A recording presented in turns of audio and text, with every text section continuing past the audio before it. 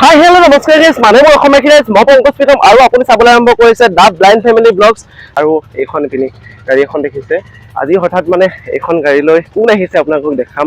দুজন তিনিজন চাৰিজন কেইবাজনো মানুহ আহিছে আমাৰ ঘৰলৈ আৰু এইফালে মা আহিছে এজনী মা আৰু মানে কোন কোন আহিছে মই আপোনালোকক দেখাই আছো আপোনালোকে চাই থাকক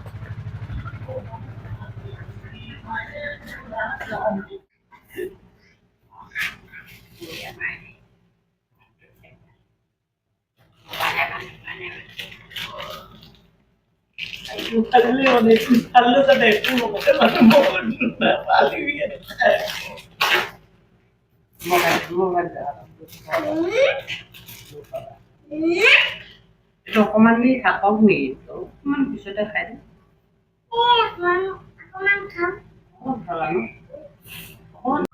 গাইজ মোৰ সন্মুখত এজন ব্যক্তি আছে ৰখাই থৈছো তেখেতক মই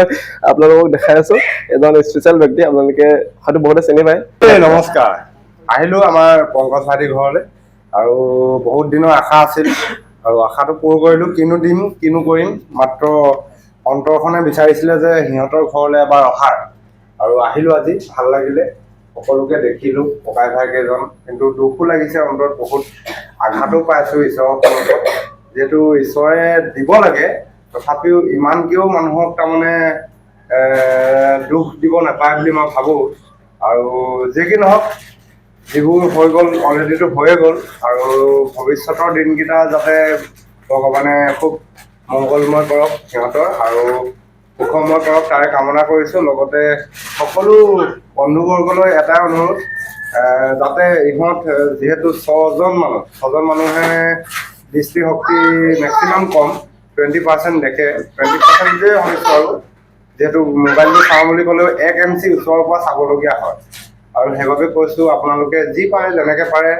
সহায় সহযোগিতা আগবঢ়াব সাহস দিব আৰু লগতে আশীৰ্বাদ কৰিব যাতে ভৱিষ্যতৰ দিনকেইটা ইহঁতৰ খুব ভাল হয় আৰু কিবা এটা কৰি খাব পাৰে ভৱিষ্যতৰ দিনকেইটা তাৰে কামনা কৰিছোঁ আৰু আজিলৈ বেছিকৈ নকওঁ কিন্তু আপোনালোকৰ পৰা একদম সম্পূৰ্ণভাৱে সহায় সহযোগিতা একদম দৃঢ়তাৰে কামনা কৰিলোঁ চ' গাইজ এয়া আছিলে দাদা ৰূপ এটা আৰু মইনো কি ক'ম দেখিছে মোৰ অৱস্থাটো ইমানে বেয়া হৈ গৈছে কিন্তু পৰিস্থিতি পৰিৱেশ দেখি মানুহটোৰ যে দাঁতকেইটা যে ইমান ধুনীয়াকৈ ওলাই থাকে এটা মিচিকীয়া হাঁহি মাৰি থাকে তাক লৈ কেতিয়াবা গৌৰৱো কৰোঁ আৰু বহুত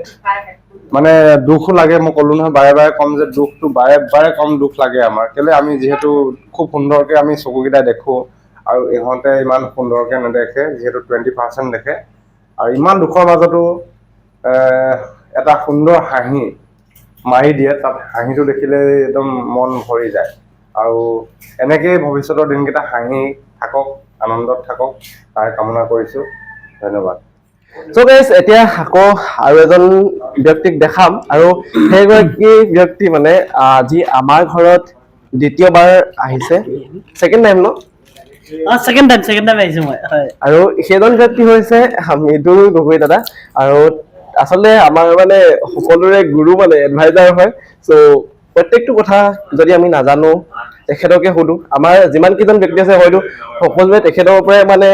দিহা পৰামৰ্শবিলাক লয় আচলতে তেখেত বহুত আগৰ পৰাই এইবিলাক এখন জগতত কাম কৰি আছে কথা হ'ল কি আহিলো আৰু আমি আৰু বিশেষকে আমাৰ কাষত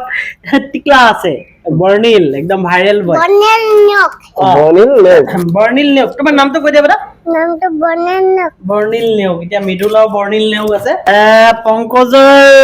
বহুত দিনৰ পৰা আচলতে ছ'চিয়েল মিডিয়াত এক্টিভ হৈ আছে যদিও কিবা এটা কেতিয়াবা চাথ নিদিয়ে এবাৰ আপোনালোকে চাথ দিব সকলোৱে ছাবস্ক্ৰাইব কৰিব ফ'ল' কৰিব আৰু আমাৰ বৰ্ণিলে কিবা এটা ক'ব বৰ্ণিল দাদাৰ কাৰণে কিবা এটা কোৱা দাদাটো কোৱা আৰু বিশেষকৈ নেপাল যোৱা কথা আছে বুলি আমি গম পাইছো এই পংকজৰ লগতে ভাইটিহঁতো যাব ন গতিকে ৰাইজক আমি অনুৰোধ জনাম যদি পাৰে আপোনালোকে অকণমান সকলোৱে সহায় কৰক তেওঁলোকে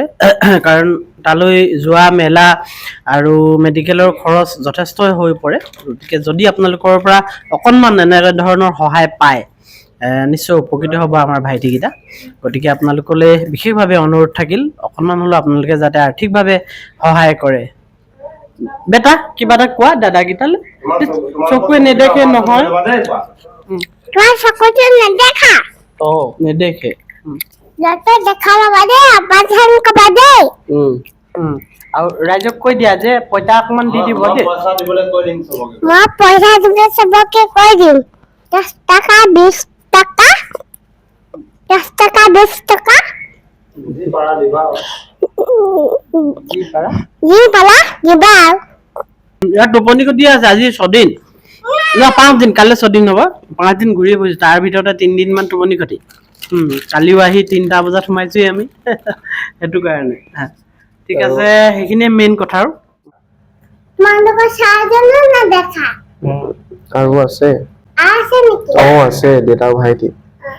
তোমাৰ পপাৰ নেদেখে তোমাৰ পপা নেদেখে তোমালোকৰ ভাইটিও নেদেখে তোমালোকৰ ভাইটিও নেদেখে তো কষ্ট হয় ন তোমালোকৰ বৰ কষ্ট হয় ন তোমালোকৰ কষ্ট হয় আকৌ ভালে যাব দেই ভাল লাগিব দেই সদায় ভালকে থাকিবা সদায় ভালকে থাকিবা